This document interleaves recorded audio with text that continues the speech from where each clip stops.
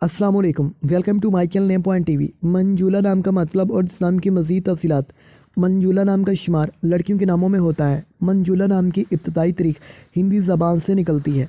मंजूला नाम के अफराद के लिए लकी नंबर 8 माना जाता है। मंजूला नाम का मतलब सन कसीरत में खूबसूरत और खूबसूरत है। मंजूला नाम के अफराद के लिए मुआफ़िक और फ़ायदेमंद नंबरों में 1, 4, 7 और 10 शामिल हैं।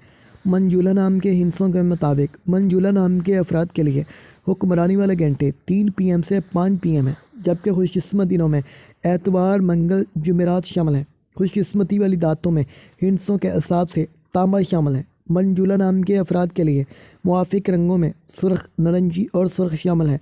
मंजूला नाम के अफराद के लिए मुआफ़िक पत्थरों में सबज़ कीमती पत्थर शामिल हैं, जबकि मतमादल मुआफ़िक पत्थरों में हकीक अहमर, हकीक सुनहरी पुखराज, सही मालूमा पत्थर शामिल हैं। मंजूला नाम के अफराद का असूल ज़िंदगी है कि आप लीडर बनना चाहते हैं। आप चाहते हैं कि लोग आपके पीछे चलें और आप लोगों के हीरो बने, तो नेम पॉइंट टीवी को ज़रूर सब्सक्राइब